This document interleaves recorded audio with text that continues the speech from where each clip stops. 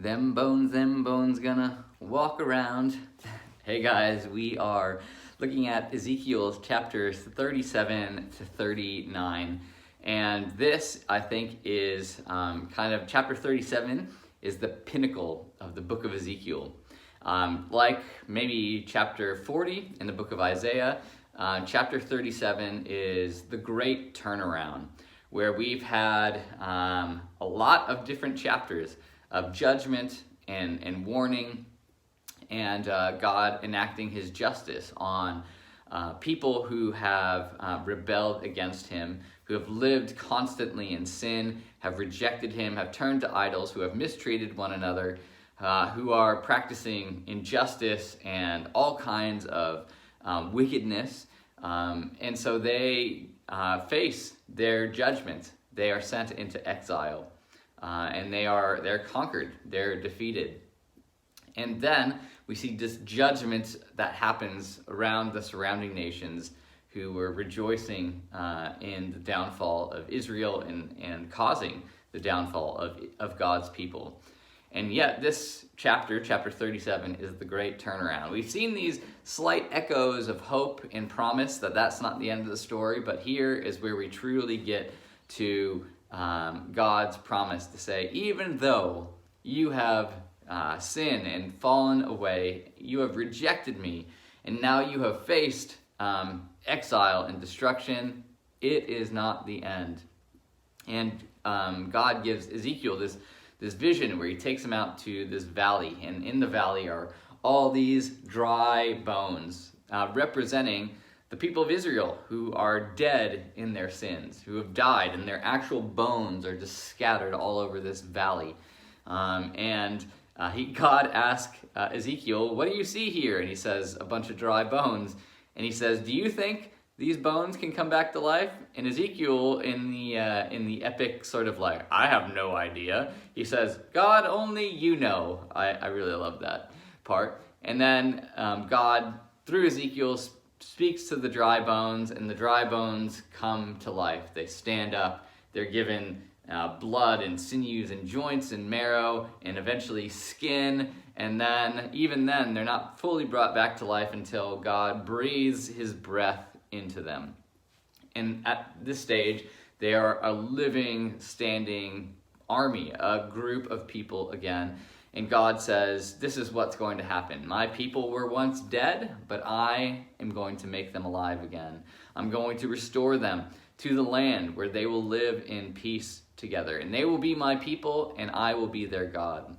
And this beautiful promise that despite the brokenness and sinfulness and running away in rebellion of people from God, God doesn't give up on his people. God restores people to right relationship with him again.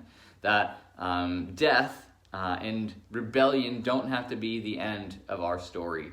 And so despite all of these chapters of Israel's sin being recalled and judgment being pronounced on them, God says even then that's not the end. But the end will be a restoration, a revitalization, being brought from death to life, not because of anything that these people have done, because they are a pile of dry bones. They cannot resurrect themselves, but it's through God's love and mercy and his giving his breath and his spirit that these people can come alive.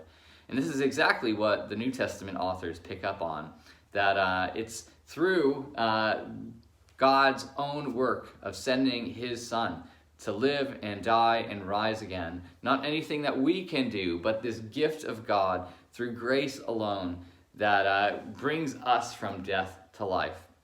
And so this is kind of the pinnacle of the whole book. With that said, we have another illustration where Ezekiel takes these two sticks and writes the names of Israel and the names of Judah, and he ties them together. And this act that these two nations that have been kind of were once one and then rebelled against each other and were at war against each other, God's going to bring them back and make them whole. So not only does God revitalize people and restore the relationship that he has with people and gives them life again as his kids, but he restores people to people. That harmony is restored, and right relationship is restored both vertically and horizontally. And so this is, again, this really beautiful picture. But then the last thing we get is these really two weird chapters about these prophecies against Gog from Magog, which is a really fun thing to say. And people don't really know who this character or who these people are. It's described as someone from the north.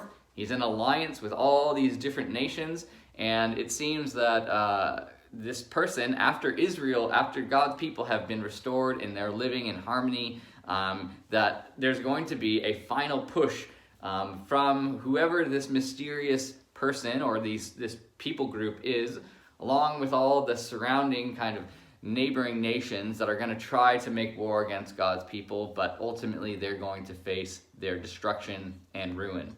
And again, it's not clear about who this person is. There's a nation called Gog back in the Table of Nations in Genesis chapter 10. We get this language picked up in the book of Revelation, and at this time, and kind of in some other Jewish writings, it seems that this is a prophecy looking toward the future, that there will be a day after God comes and restores his people back again and makes everything and all things new again. There's going to be one final push from this group of people that want to destroy God's people once and for all. But in an act of power and might, God is going to prevent that from happening, and he's going to lay waste to these people, and they're going to be no more. There's no trace of them left anymore. And the writer of Revelation, John, picks up on this, as this is what's going to happen in the end of days, that we will see this conglomerate of people groups coming against God's plan and his purpose and his kingdom. They try to rise up one more time, but ultimately are destroyed, and then we're just left to live in peace. And so it's this kind of weird thing, but it launches us into the final chapters of the book, which is the final chapters of the book is all about God restoring every little bit of his people, from the temple to the priesthood to the king, to eventually the whole land. The whole landscape is going to be restored. And so we're going to dissect that piece by piece over the next couple of weeks. But ultimately, God says, even though you have been dead, I'm going to raise you back to life. And no matter who tries to come against you, now that you've been restored and you are mine again, nothing is going to be able to keep you away, keep us apart. We are going to stay together, and I'm going to be your God and fight for you, which launches into this promise of the new creation and seeing all things restored again. So I hope that you can cling on to those beautiful promises today, and we'll see you here next week. Bye.